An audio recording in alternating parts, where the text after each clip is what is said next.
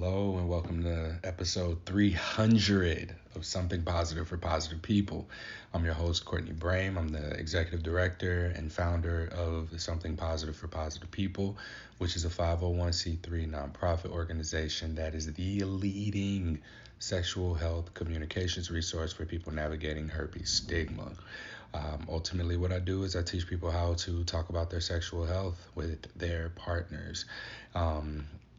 300, 300. That's 6 years, y'all. That's 6 years of weekly podcast episodes. And I am very thrilled to finally really be able to say what it is that this organization is, what it means, what I do, and to be able to relay that messaging to the world, because for so long I didn't know what I was doing. In 2017, when I had my first podcast interview with Amy, I didn't know this was going to be a podcast. I saw that there were people living with herpes who wanted to kill themselves, and I just felt compelled to do something.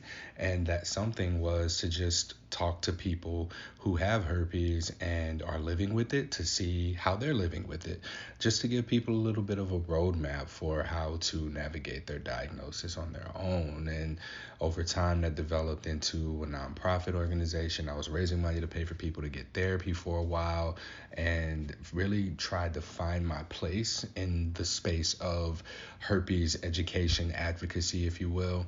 And I've gone through a number of identity crises, but to say that, I'm teaching people how to talk about their sexual health, that seems to be the most fitting. I am advocating for the integration of people's lived experiences after their diagnosis and the education and communication skills that they develop through disclosing and talking about this with their sexual partners into sex education resources. I do believe that giving people the resources ahead of time and the communication skills to navigate conversations around sexual health is going to be what not only minimizes the risk of transmissions, but it's going to really significantly reduce the impacts of stigma. I say sexual health is mental health because so much of our identities are interconnected with our sexuality. An STI diagnosis, especially one that is chronic like herpes, has the power to not only damage how a person views their sexuality, but how they view themselves. This really does impact the way that people go on to connect with others. It impacts the way that people relate to themselves if we're not able to get our need of connection. And one of the ways that we connect is through sex and our sexuality. And so to not be able to merge genitals with someone is absolutely something that can be devastating, especially if this is the way that you connect. And one of the things that I hope that I'm able to do is get people to expand their idea of what connection is, and to see that when there's a priority on the whole of the connection, the whole of the person, that the physical component of having herpes and the possibility of transmission becomes insignificant, because you like someone, they like you back, you are interested in each other, they're aware of the risk, you've communicated the risk.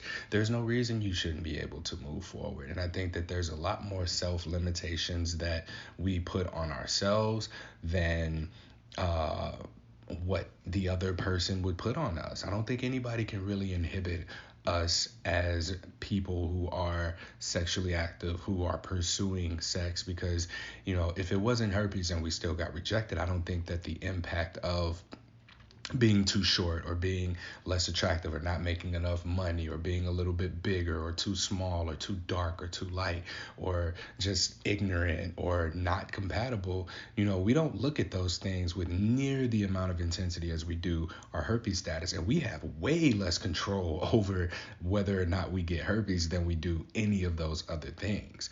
So I intend through this platform to expand people's perspective on what it means to live with this virus. And my day-to-day work through the nonprofit organization looks like collaborating with organizations that are willing to hear me out and learn from the experiences of people who are navigating stigma directly, to better serve and aid their existing STD or STI prevention efforts. I do believe that when people get comfortable disclosing their status, it becomes more of a ripple effect because we're discussing our sexual health and we're making that the norm that we're going to talk about sexual health. And as we disclose to our partners, whether we're rejected or we do move forward with some kind of a relationship, we are encouraging this in other people.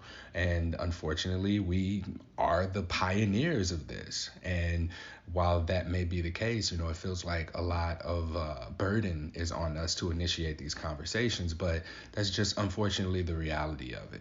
And we move forward, and this is what we do. If we want to connect, if we want to have sex, this is just one more thing that we have to do. And I'll be honest, for me, it has become significantly more worth it as time has passed, and I have been having these conversations. And I'm gonna be real with y'all, I've rejected more people than have rejected me, not because of my herpes diagnosis, but because of other incompatibilities, things that I've just overlooked throughout the past. For instance, like if someone is not actually in the position to meet me where I'm at in terms of what it is that I'm looking for. If I'm available for short-term casual relationship and they demonstrate that they want something long-term, it's on me to see that and go, hey, I don't think that this is going to be a fit, thank you, but no thank you. And I'm gonna be honest, like a couple of times I think that might have saved me from a potentially there's a gray area sometimes between what consent is, because if I'm saying, hey, this is what I'm available for, I want to have a sexual relationship, and someone says, oh, well, we should not do that, actually, let's be friends first and then eventually maybe have sex. I don't want that to be the expectation. That conflict, there's a gray area there that I have become so much more aware of its existence that I'm willing to walk away. I'm willing to walk away from a sexual opportunity, and that's just something that has taken a lot of practice for me to be able to do. So if things aren't in alignment, and it's taking practice, it's taking a lot of practice, and that's why episode 299 exists, because that is the framework for being able to practice having these conversations and being able to talk about and discuss your sexual health, testing practices, whether or not you're in alignment for the relationship, if the sex is going to even be worth it, if this person is someone that you even want to disclose to, right? So that's a whole episode. I don't need to go into that. I am just ecstatic that I made it to episode 300. I'm a little bit disappointed because I really wanted this to be something spectacular. I wanted to do a live fundraiser event, stream the podcast, raise money, have all my friends in St. Louis and the people who've benefited from something positive for positive people to come into a venue, but I wasn't able to get enough people on board with attending. The event would have been either the weekend before now or right after, but here we are on August 2nd, 2023. I'm recording this and then I'm just going to upload it right away. I wanted to cover a few different topics and get participation from the audience. I really had like a vision in my head, y'all, but I'm just not there yet, and that's okay. I will get there, maybe, but if I do, yay. If I don't, then that's okay. A couple of things that I do want to share, I think that I mostly covered this in the intro, is just that from a professional standpoint, what something positive for positive people is. I teach people how to talk about their sexual health. Mostly people who are navigating herpes stigma. My advocacy is for the integration of people's experiences after their diagnosis to be integrated in the early sex education resources. I do believe that this equips people with the knowledge and understanding and resources for if they do test positive for herpes, or if they do come across somebody with herpes, they'll be able to meet this in a way that is going to help support prevention efforts by minimizing the impacts of stigma, because stigma has severe mental health impact impacts to the point of suicide attempts. We have surveys on the website. If you go to spfpp.org/data, you'll be able to see that. I've made adjustments to the website, so you'll be able to more easily navigate some of the statistics. And if you want more in-depth data, you'll be able to find that there. I did get IRB approval to launch the survey for the year 2023. I will be including links to that in upcoming podcast episodes. Once we have the final approval, the IRB, and shout out to Megan for being patient with me, because I have been extremely impatient with this process. It should have been done to me in March, or in February, March. I should have been collecting data from people living with herpes, but it's been a process, and I think that it's going to be worth it. Timing is everything. There were 2 adjustments that needed to be made. She made them, and now we're just pending final approval, and I'll be able to put that link in. So be on the lookout for that survey. Yeah, I've been spending money. I've been putting money into something positive. I've been paying somebody to help me with the website, and I'm very happy with how it looks. I'm very happy with the videos that are uploaded, the content, the way that things are worded, the location of things, the way that you navigate it, and all of that is beautiful. So you can go and check that out at www.spfpp.org. I am available for speaking engagements, for trainings, tutorials.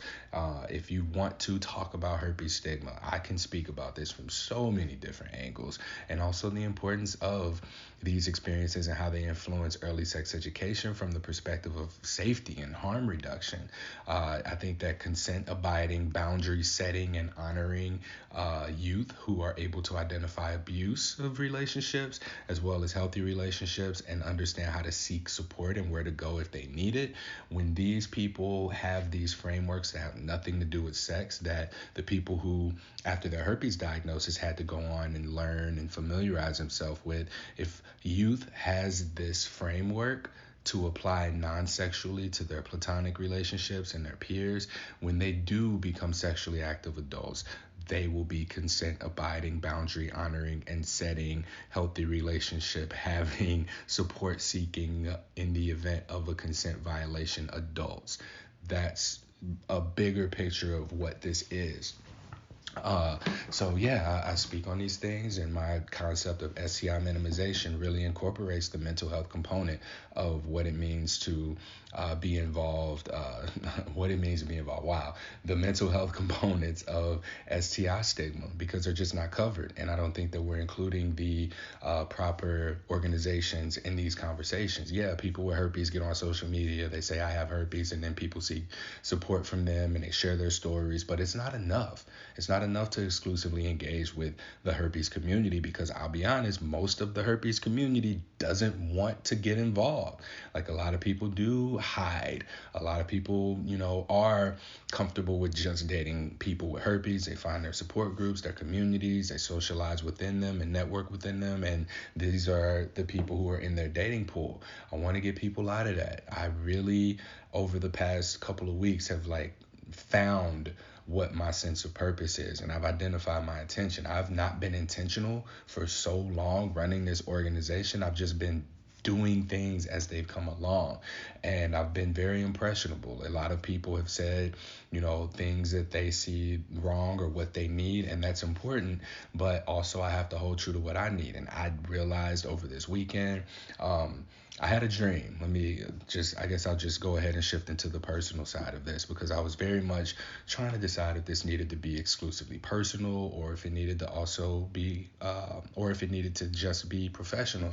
And I've never been one or the other. It's always been a very smooth mix of the two. And I think that, I am serving 2 audiences here: people who are directly impacted by stigma, people who are living with herpes, and then we've got the people who interact with the people who are living with herpes, the organizations, the public health professionals, mental health, sex educators, all of these people as well. So I think I could speak to everybody from a human perspective here.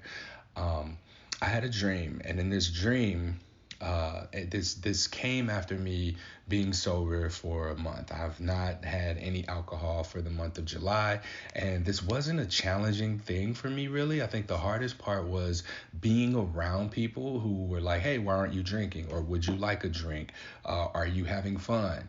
And I found that to be interesting because in these spaces, I became the most present that I've ever been. And I was able to pick up on things and perceive things in a way that I otherwise hadn't. I would have normally been drinking too. And while if everybody's drinking, you feel more connected to each other, I felt, even though I was sober, like I still felt connected to everybody, but I was more so connected to this sort of resistance to the present moment. I think that that's probably what it was the most. I was the most present that I have ever been around people while I was sober.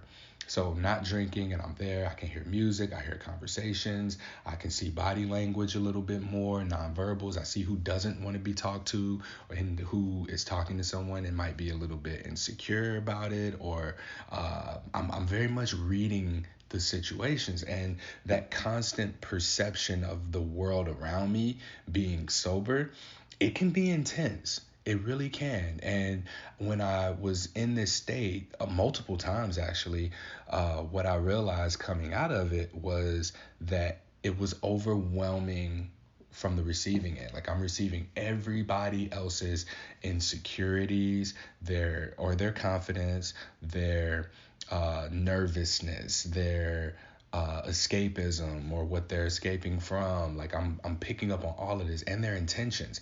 But what I realized is that I was unable to be grounded in my own intentions. So I'm just in these spaces without any intentionality, and I'm just like I'm there and I'm absorbing everything around me. And I started to think to myself, man, this might be why people drink. They either drink to pursue that feeling of connectedness that I experienced, which was intense and overwhelming, or they could be drinking to escape that and not feel that overwhelming sense of connectedness, which if I'm sober in that environment, that situation, I'm perceiving everything around me the way that I am. That's normal. Like that is a normal state of being, but it's so foreign.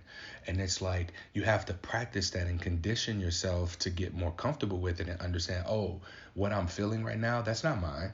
Or you have to be so grounded in what your natural state of being is and what your intentionality is with being in the place that you are, that everybody else's intention isn't overwhelming. And alcohol, different drugs, addiction, sex addiction, all of these things, they offer this illusion of presence. Not to say I don't judge people for what their actions are, especially after this dream I had, y'all. This dream was crazy. I'll tell you about it when I finish setting the stage for it. But also not drinking. I also wasn't masturbating. I looked at how much time I was spending masturbating, and there were some days where I counted the time, and there were days I'd go 90 minutes a day masturbating, like before bed, or if I just have like that urge in the middle of the day, I'd go rub one out and get back to it. But it wasn't just rubbing one out. It's like you got to find the right porn that you want to watch. You got to sit up right. You got to get to the right part, and sometimes it cut off or change scenes before you get to the point that you really want to see, right? And there's a lot of time that I put into that. And I decided, I was like, for July, I'm not going to drink and I'm not going to masturbate, because these were the two things that were eating up so much of my time. And I set one goal for myself. That goal was to finish the first draft of the book that I'm writing. I don't know what I'm going to call it exactly, but it's between something along the lines of something positive for positive people and then how to have herpes.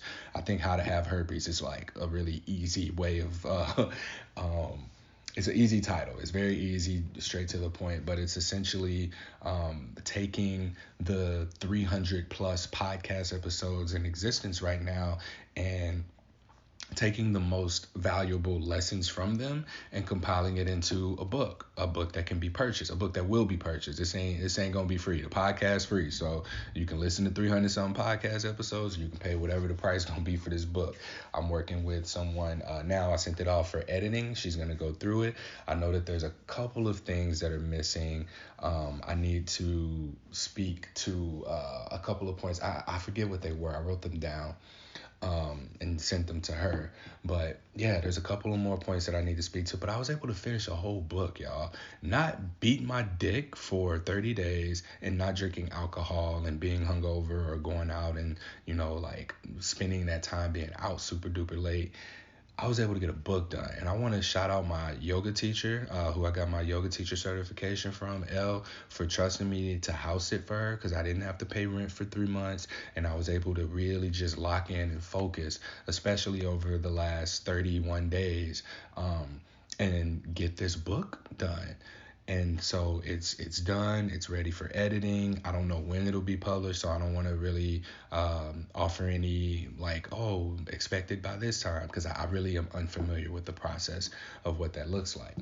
So all of this done, and this past weekend I went to San Diego to attend a herpes social meetup at the beach, and it was a beach. It was a beach.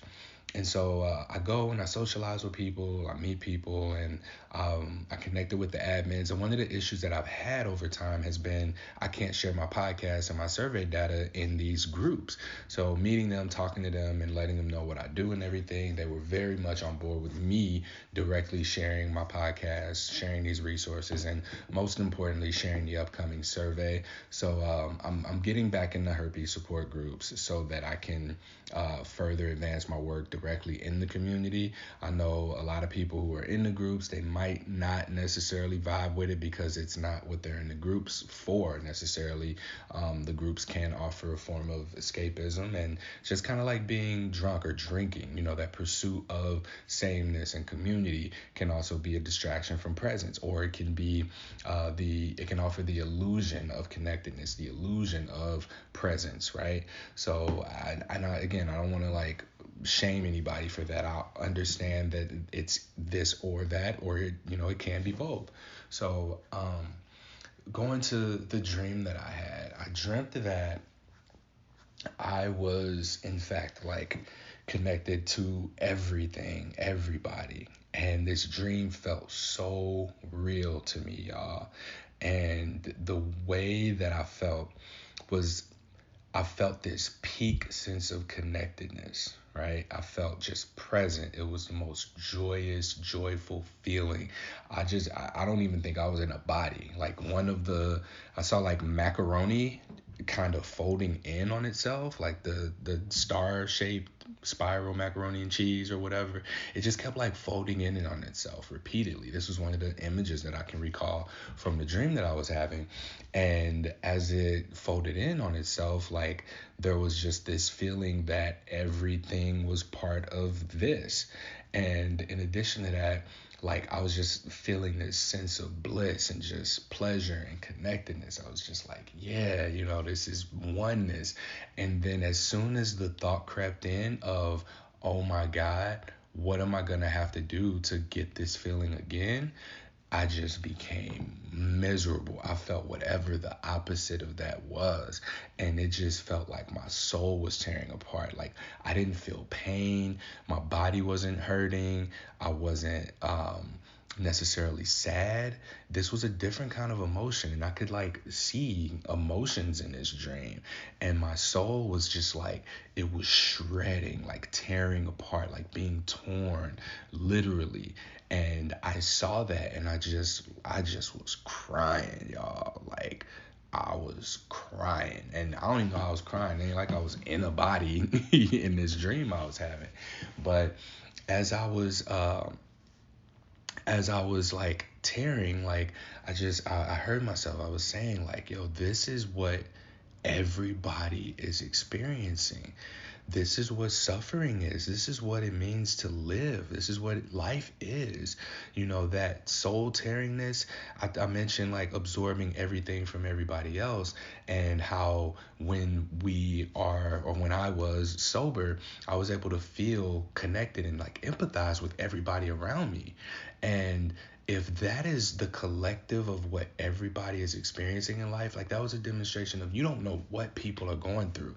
And I thought to myself, yo, this is why people want to kill themselves, because you feel that peak sense of bliss and then it becomes fleeting and you have to chase it. You don't know where it's going to come from again. And you're doing everything in your life to just pursue that moment, that feeling. We are all pursuing that feeling of oneness, connectedness, presence, peace, whatever it is that you want to call it.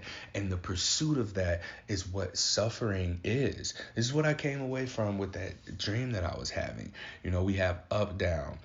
We have left, right. We have right, wrong. We have yes, no, right? We have all of these opposites, these dualities. And I think that what happens is, well, in my case, what happened is I wasn't necessarily present with what those are. I would constantly feel a need to combat or battle one or the other, like being liberal or conservative, being for this or against that, and having to pick a side, so to speak, and also to have to just like to fight.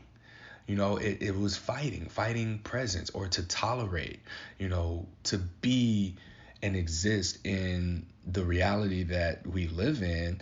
You know, that was really a hard feeling for me, because if I feel like I'm connected to everybody and I feel that sense of oneness and connectedness, and I'm sober, and I see around me that people are just drinking, or people, you know, are on drugs, or people are somehow running from that feeling or chasing that feeling. But either way, no one is just being still. No one is just being able to rest in the state of presence, to where they're able to see that the pursuit of that is where suffering comes from.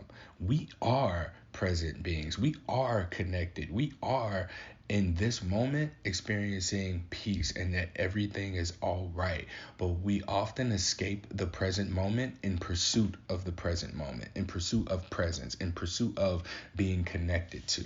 And that's where suffering is. Like, I got to experience that in my own dream, that suffering comes from pursuit, you know. And when I say pursuit, I mean, like, you know, oh, alcohol, I'm gonna go grab, I'm gonna drink, and I want to get obliterated. All things in moderation are perfectly fine. I do believe all things in moderation are good. But the abuse of them, and I got to see it, you know. I saw it even in myself in the past. Like, when I drink, I don't just like have a beer, right, or have two beers. Like, I drink, or I would drink in the past to get drunk. And I recognized that the reason that I would get drunk in the past was to work up the courage to talk to girls and try and have sex. And I've come to realize that, like, that absence of presence is unattractive to me. The best sex that I've had has been sober, like, hands down. This has been the best sex that I've had, has come from being just completely present with someone and being able to communicate. I want this, do this, go here, say this, tell me what you want. Like, being able to just say that with intention. And I realize that so much of my life has been non-intentional. A lot of my life has just not been intentional at all. And so, coming out of this dream, I woke up with the realization of the importance and value of presence in my life. How I am attracted to presence. That is the most attractive thing to me. That is what my practice is.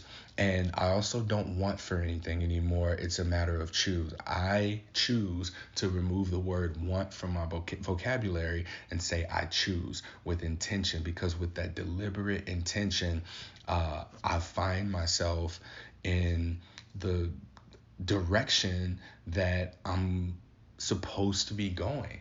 And I do feel like something positive for positive people. This is my purpose. I'm doing what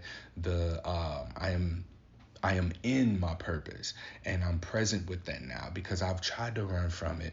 Y'all, I moved to St. Louis. I packed up all my stuff and left Portland. I was like, I'm moving to St. Louis. I'm about to work towards starting a family. I want to buy a house and have some stability for myself. My life is not stable. Something positive for positive people is the most stable and consistent thing that I've done. And here I was running from it. When I was in Portland, I raised twice as much money as I did in 2022, in 2023, in the first few months. So the first few months of 2023, I raised roughly $60,000, whereas the previous year I raised about $30,000.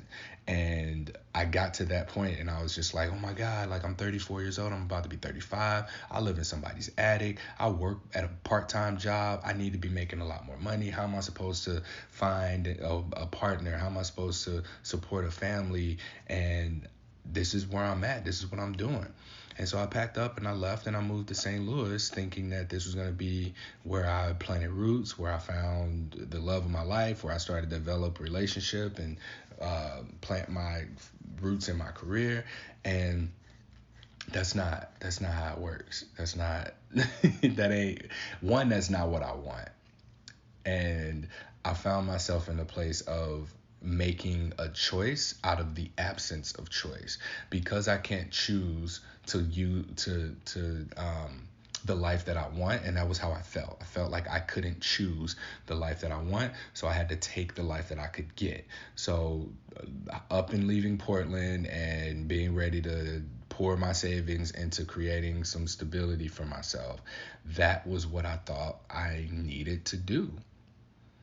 And being in St. Louis, and again, I'm so fortunate for Elle letting me house sit and trusting me with her house because I was able to accomplish so much and have the reflection of, okay, this isn't for me right now, at least. This isn't what I want for myself. This is just what I feel my options are. And I think I've talked about this before. If it wasn't on this podcast, it was on my other podcast, Self, where I do all this self-reflection and kind of think out loud through some of my own self-development stuff. And the word nomad has come up a couple of times, and I do really resonate with that because I used to think that it was like get a van, drive around the country, and just live in your van. But nomad life can look like me living in Portland. I have a really good living situation there and being able to just bounce around and travel as needed where I need to go. I thought that what I was going to do was teach genital exams, make enough money to support myself and be able to run something positive for positive people. And I caught myself.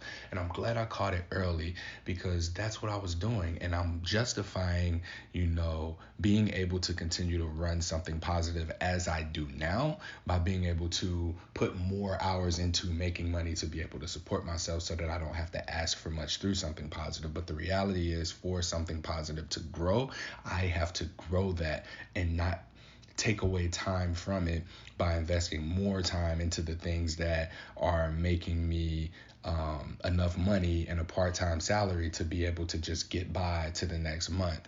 I got to stop doing that, and I have to be willing to take the risk that comes with that. And so I decided, I made a choice, and it's very intentional, and I'm a little bit scared of my power, and I think that we all are, because with our choice comes accountability for the outcomes. So if I'm choosing this and I am taking the action steps that follow up that choice and it doesn't work out, then what?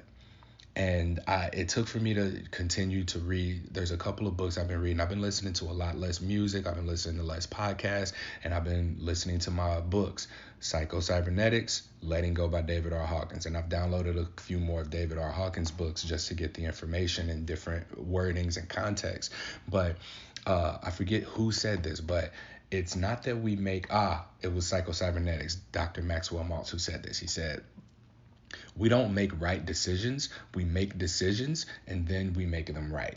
For so long, I have avoided, and avoidance is a big word. I've avoided the decision-making process. I've avoided being intentional because with that, I have to deal with the consequences of potentially coming across success and what comes with that. But now, since that dream I had, I'm a different person.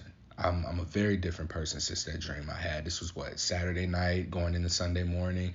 Um, I don't know. I don't know what God visited me or what power source that was. Um, but whatever it was, I trusted. And I think that I've been very disconnected from not just my own intention, but my own spirituality, my own sense of self. Like, I very much cared a lot about what other people think throughout my life. And I take what people say a lot more intensely than what my own things to say about myself are. And how can I tell y'all to do the thing that I'm not doing, right? So it's very important to me that now I move forward from here on out with intention, and knowing the clarity of my intention is to be present. I am choosing to be present. I am choosing to be intentional with something positive for positive people, with my decision making. And the first choice that I've made is to really lean into the areas of life that I'm resistant to, and then let go of my emotional attachments to getting the outcome that I want. So set the intention, identify the emotions, let the emotions go. And I know my life about to be fucking beautiful moving forward. If it's been the way that it has been with no intention, I've been able to travel. I've had very beautiful, healthy, loving, caring relationships. I've had the best sex of my life. I wrote a book. I've been able to disengage from negativity and toxicity. And I'm able to really hold space for people. And like, I've been emotionally avoidant. And I think that in this dream, I saw my own emotions, and it was intense. It was overwhelming. I am more comfortable holding space for a person who's bawling their eyes out, talking about how bad they want to kill themselves, than I am sitting with my own emotions. And I used to think I just didn't have any. But the way that they came rushing into me in this dream, I realized that I've been holding back so much from y'all, and being able to really connect and take things up to the next level out of my own fear. I thought it was a fear of failure, and then I thought it was a fear of success. It's none of that. It's a fear of myself. I'm very much afraid of my own power. I'm afraid of what I'm capable of. I'm afraid of becoming arrogant or a narcissist or too confident, and then having to be humbled in some way. But the reality is, I know what the fuck I'm doing. I've been doing this for 6 years now. I've been running this podcast. I've been able to get donations. I have the support of a lot of people behind me. I have the support of organizations behind me. And I'm traveling. I'm doing all of the things that I want to be doing. I'm doing all of the things that, I just looked up and I'm able to say, okay, I want to be doing this. I want to be doing that, right? But how much of that has been a choice? And this is part of the reason why I want to eliminate the word want from my vocabulary, because it isn't a choice. It hasn't been a choice for so long. And now I'm able to choose. I'm practicing. Like, I'm even saying with the most small things, I choose to lift this weight. I choose to get out of bed this morning. I choose to, and I'm practicing and developing that choice muscle. I'm developing my intentionality muscle. And I very much challenge y'all to do that yourselves. I know that you might be in the darkest place right now with your diagnosis, or I know you might be listening to this as a healthcare provider and wondering what something positive for positive people is about. This is help. This is self-help for people who are living with herpes. That's just one more element of it. It's a lot. And I mean, it's just me. And I choose to do this. I choose to do this every day out of necessity. This is a necessary ass resource. This is a necessary platform. And there are people who struggle with herpes stigma from all different angles and walks of life. I think men deal with herpes significantly different than women do. And there are people who are on various gender spectrums that I speak with, who are on top of dealing with their herpes diagnosis, other things in relation to how the world sees them, how they want to be seen by the world. There are so many different angles, and I am doing my damnedest to be able to be present with all of that. And I've been cut off from my own emotions in the past, and I think that that's why I've not been as effective as I can be. So I'm choosing to, after now having observed my own emotions and really having the healing experience that came with that dream I had, and connect more, maybe be able to not just receive, but to also give my own emotional states to people and have like a more reciprocal relationship rather than me, taking it in and then putting it out on this platform. I feel like sort of a catalyst, so to speak. The energy, the negativity passes through me and I put it on this platform in a positive format. But while I'm off-putting, I think that there's room for me to be able to really much more so connect with people by sharing my own feelings. I'm at episode 300 of this podcast. I'm surprised I didn't start crying yet through this podcast. I don't know if you can hear it in my voice, but I am feeling extremely passionate right now, and this is unlike me. Like I'm very much believe that there's like a difference between purpose and passion. Passion is what you want to do. Purpose is what you have to do. And I feel so compelled. That's why I've been able to be consistent with this. That's why I've been able to do this once a week for the last 6 years. That's 312 weeks ish. 52 weeks times 6. Yeah, that's like 312-ish weeks. For 312 plus weeks, there has been an episode of Something Positive for Positive People released, and I feel really good about that. I tried to walk away from it so many times, but I couldn't bring myself to do it. And I'm so grateful that I haven't. I have met some wonderful people over the years. I feel like I got a place to stay. Anywhere that I want to go, I'm able to lay my head there probably for like 2 days. I don't want to take advantage of the situations, but these are the kinds of connections that I built. This is the community that I built for myself. And this was all unintentionally. Like early on, my intention was just, I want to interview people with herpes so people with herpes don't want to kill themselves. And that was a very strong intention that carried me to this point, without me even necessarily being more mindful of and choosing that for myself. I didn't choose that. That chose me. And I've constantly been chosen by my environments and people around me. And then I just walk into it and I'm there rather than me going, hey, this is what's best for me. This is what I'm choosing. And the power of my intention is going to lead me to the outcome that I have to be present with. I have to be present with whatever the outcomes are and be accountable for whatever the impact is, the intention impact, right? So my intention may not necessarily have the impact that I want it to have or that I'm choosing for it to have, but that's where I have to be present. And that's why I have to understand that there are these dualities that we operate from, this or that, and I am choosing to act in the way that the present moment calls for me to respond to. So this is important to me. This is very important to me to be present. My relationships, I've learned that like I am very much having a strong and deep sense of gratitude for the relationships, the friendships that I have around me that are as present as they are. I'm very grateful for my family, my friends, to the podcast listeners. Y'all know who y'all are, the ones that I talk to regularly, the ones who give me feedback on these podcast episodes. Man, I'm tearing up right now in fucking gratitude for y'all. And I'd say your names, but I don't know if everybody's okay with that, but it's a real, like, I fucks with y'all. And y'all might not know what I fucks with y'all mean, but I care about y'all. I thank you. I appreciate you for being here. Y'all are who keep this thing running. Y'all keep me motivated. Y'all show me how necessary this is. Y'all show me how necessary. I may not talk about, how important it is that this be cured because that's not my priority. That may be your priority or what you think the fix is.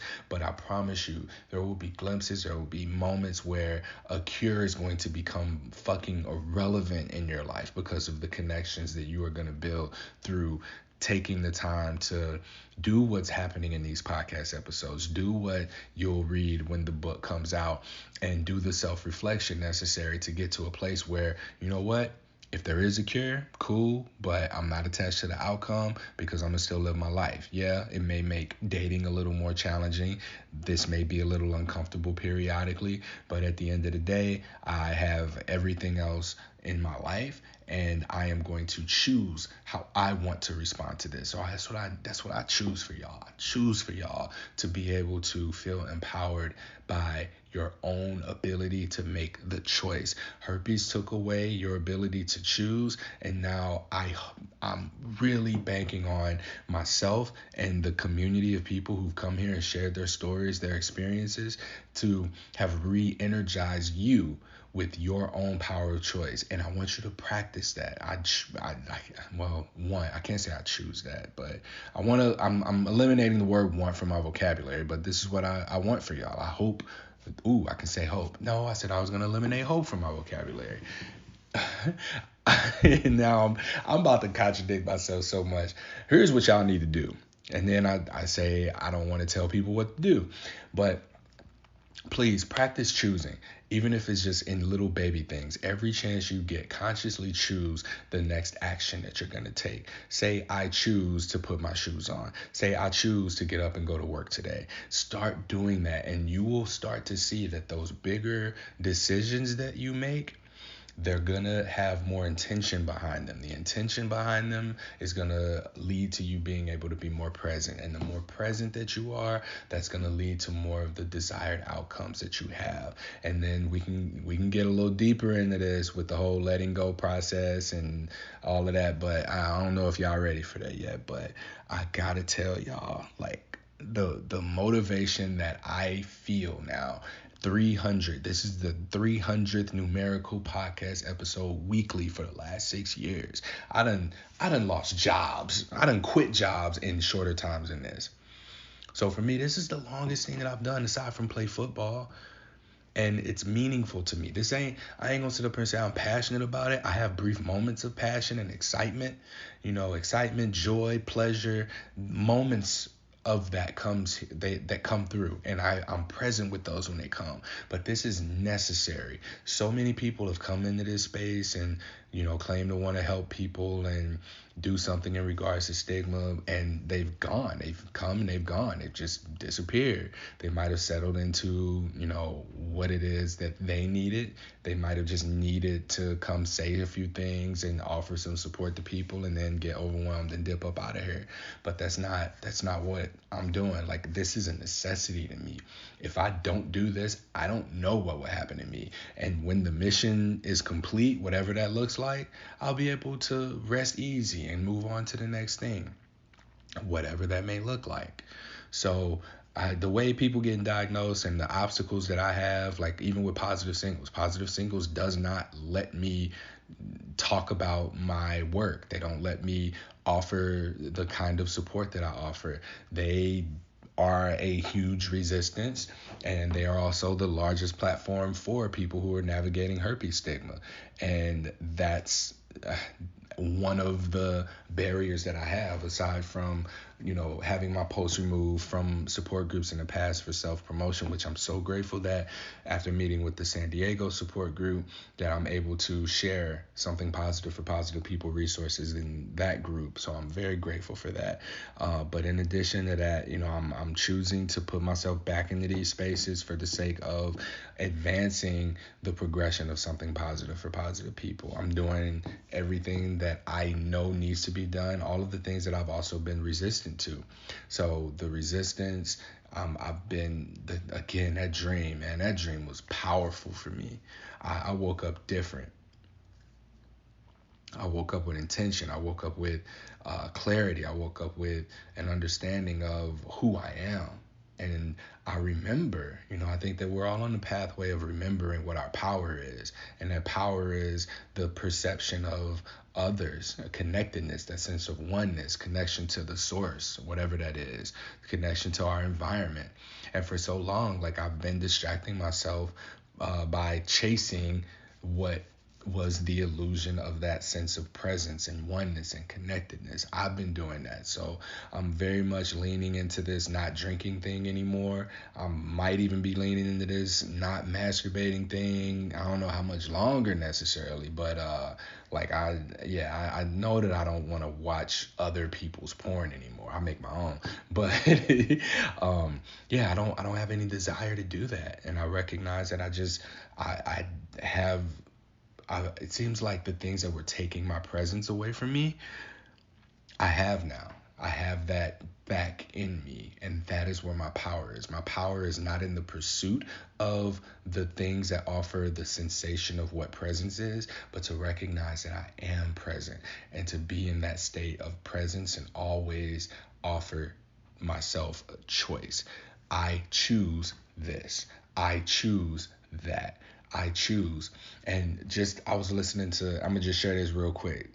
But they in David R. Hawkins' Letting Go, he talks about the letting go technique. Essentially, you have an intention or desire. There's a goal in mind that you would like to achieve, and you have that goal. Be specific, and then you let go of the feelings that are attached to that outcome. And then it happens. I was on the plane and I tried to stay awake, y'all. You know how they, on Southwest at least, they pass out beverages early on the flight. They told me, they were like, yeah, we're going to pass out beverages soon. And I just knocked out. I passed out.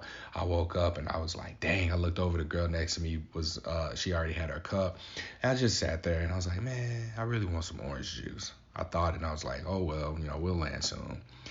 And then I make eye contact. The lady, the flight attendant, makes eye contact with me. She was sitting down eating her lunch, and she was like, I saw that you were sleeping. Did you want a beverage? And I just mouthed to her, orange juice. And she was like, she gave me the thumbs up. She got up, she grabbed me one of them cans. She poured the orange juice in there, gave it to me. And then she even asked me, she was like, you want the rest of the can? Here you go. I said, oh. Because one of the examples that David R. Hawkins gave was about being at a restaurant and there was a passing thought of butter. And then the waitress showed up with butter. And there's this, I guess it's called like silent transmission or something, where you have whatever your intention is and then you let go of the desire for it. You let go of the feelings attached. You let go of the outcome. And then that thing makes its way to you. And that's what I'm practicing, and that's what presence is. So I'm working on that. I'm practicing that. That is the foundation of my work moving forward, is the choice. I am choosing to continue my advocacy efforts to integrate all of these lived experiences post STI diagnosis, integrate those into STD prevention efforts and sex education resources so that we have a much more normalized environment that can effectively communicate about sexual health. I am choosing to continue to teach people how to talk about their sexual health status. I am choosing to be more intentional with what it is that I would like to have out of my life and to have my life look like, because so much around something positive is unstable, and I am choosing to create what that stability looks like. I'm choosing the relationships that I'm in and what they look like, and being more forward with what my intentions are. And I've been practicing that, and I can be better still. However, like this is new to me. Like waking up Saturday, I'm different. I'm very different now. So all that said, thank you for being here. Thank you for making it to episode 300. Like I said, there's a book that I've written. We're going through the editing. We'll go through the publishing stages and everything. If you listen to this and there are things that you would like to see in the book, or there's things that, well, it's going to have to be in the book. The survey's done. I'm not making any more edits to the survey. But if there are things that you want to be addressed in a book, essentially guiding people on how to have herpes, please reach out to me. Just let me know. And if you already think I'm gonna cover everything because of the podcast, like, please don't think that way. Just let me know what you would like to see, because it might not be in there. What's important to me may not be as important to someone else. So please share. Now this book is expensive. I done already had to drop $4,000 to this lady who's doing the editing and the publishing and all of that. So I'm gonna have to pay her some more. So if you're somebody who wants to fund that project, let me know. But I got it. I know that this is gonna be another successful thing. This is something that I'm choosing. Again, this is my choice, right? So that choice for myself is fueling my intention, and I'm very present with it, and I'm not attached to any particular outcome, but I just have this knowing that it's going to be success. And my life purpose even if through my herpes diagnosis and my work in herpes, but I think it's going to be overall my life purpose is to be present and to respond to the world around me with presence. That's what I choose. I choose presence, and you can choose that for yourself as well. So moving forward, I'm going to still be interviewing people. If you want to be a guest on the Something Positive for Positive People podcast, please hit me up, let me know, and we can arrange it. I can be found on social media, Courtney Brame _. My website is www.spfpp.org. And yeah, go check it out, y'all. The website looks good. The herpes data and information can be found on the Something Positive for Positive People website. You can contact me via email at Courtney@spfpp.org. It's just the first letter of each word and something positive for positive people. And yeah, please join Patreon. I'm adding behind the scenes bonus type content to the website as much as I can. This is just an easy way for you to continue to donate, as well as get some behind the scenes content from me directly. If you are someone who is interested in like a pep talk before your disclosure, or if you need some type of guidance for navigating the dating world, hit me up. I don't charge anything. I just ask that you consider making a donation. All of that helps. The money that I'm really asking for is going to be from these organizations out there that are in the realm of STD prevention. And if you know anybody who's at these organizations, if you know anybody in colleges, universities that I can connect with, and do any type of speaking engagements, any opportunity for me to raise money through something positive for positive people with an organization or institution, please send them my way.